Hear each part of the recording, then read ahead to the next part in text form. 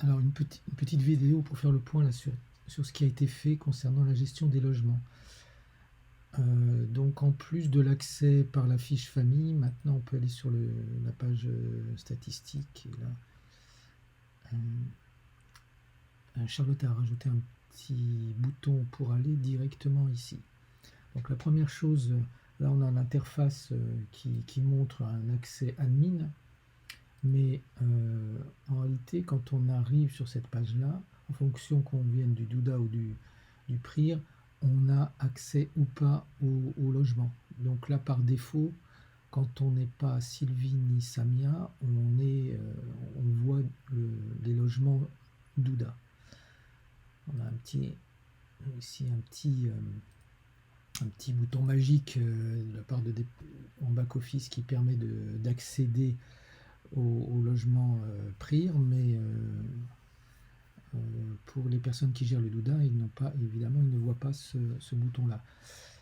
Donc, quand on arrive sur cette interface, on peut encore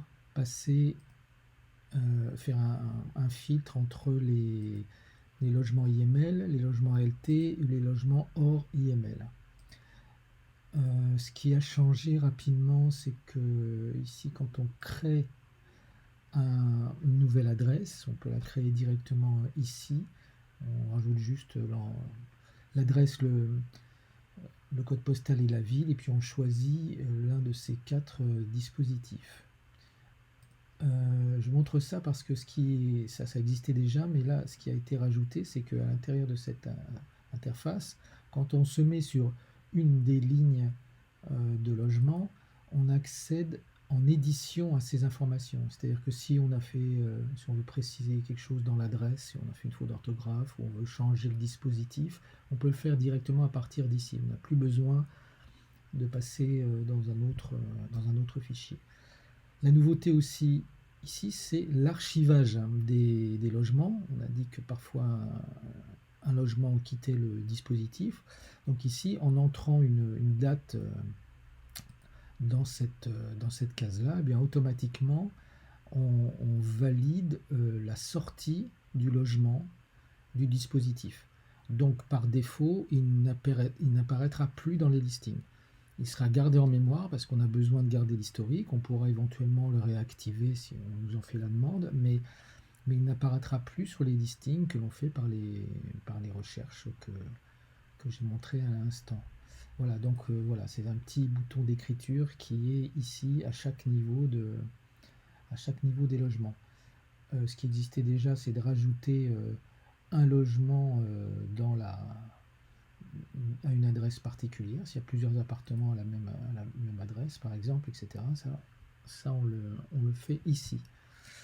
Ce qui a changé ici aussi dans l'interface, c'est au niveau des charges.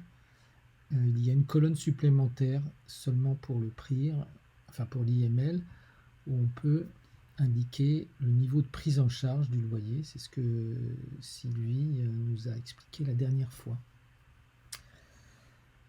Voilà, donc ça c'est pour les changements principaux de l'interface, mais je voudrais ajouter deux petites choses. D'abord là, vous voyez qu'il y a des références d'appartements qui apparaissent en rouge. Ce sont des appartements qui ne sont pas associés à un numéro unique, comme c'est le cas la plupart du temps.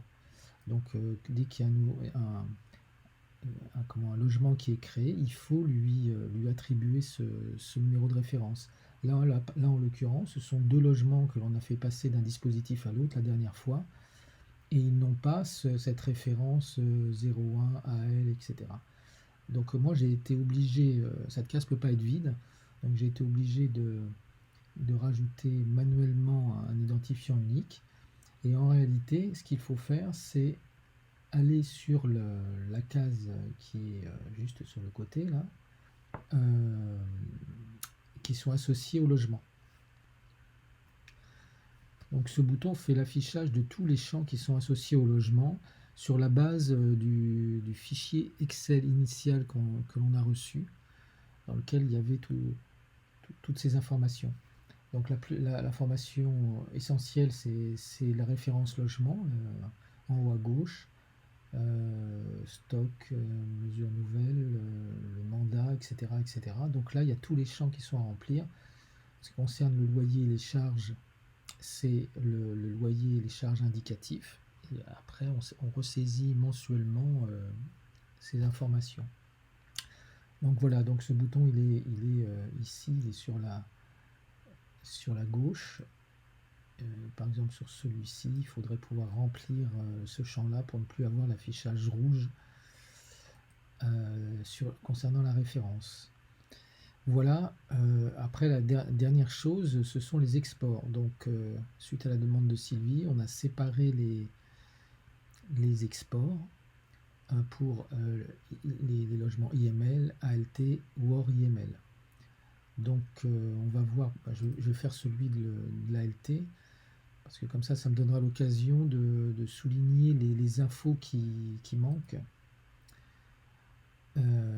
Donc voilà, on a un listing qui est réduit aux ALT. Il faudra peut-être que je modifie un peu l'entête pour que ici, là-haut, il n'y ait plus, enfin, qu'on voit bien que ce ne soit pas le suivi IML mais le suivi ALT. Peut-être que c'est nécessaire. Mais voilà, sur ce listing-là, on voit que la plupart des cases sont vides parce que ces informations n'ont pas été remplies dans la base de données. Voilà, donc maintenant, en fait, je crois que le plus parlant, évidemment, c'est l'export IML qui est nécessaire tous les mois.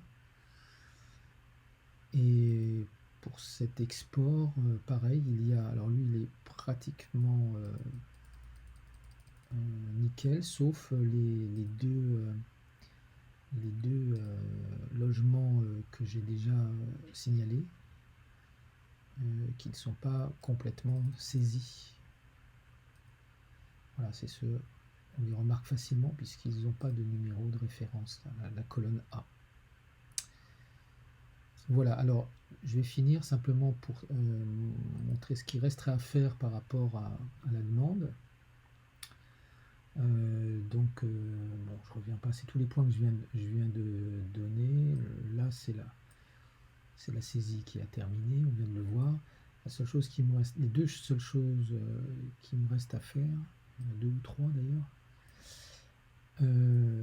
Qu'est-ce qui se passe quand on rajoute un membre à la famille après qu'il a été associé à un logement? Par exemple, quand il y a l'arrivée d'un bébé, il y a une petite manip qui est aujourd'hui pas très pratique, il faut que je corrige ça. Charlotte a signalé certains doublons de colocation dans le dernier Excel de Sylvie, à la ligne 13 et à la ligne 1732, donc ça c'est pas à moi de le corriger, mais il y aura peut-être une action à mener. Et sinon les deux derniers points, quand un résident quitte le logement, je vais rentrer au moment où vous rentrez la date de fin, quand on dissocie la famille du logement, il y aura une ligne dans l'historique qui sera automatisée et qui permettra au moment du reporting mensuel d'avoir quelque part dans le listing de signaler que telle personne, telle famille a quitté le logement telle date dans le mois courant.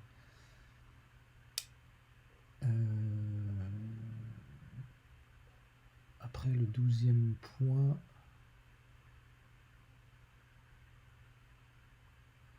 oui. Alors le 12e point, c'est de pouvoir accéder assez facilement à l'historique d'une famille à partir de sa fiche famille, de savoir, de connaître les différents logements qui auraient pu être occupés par la famille.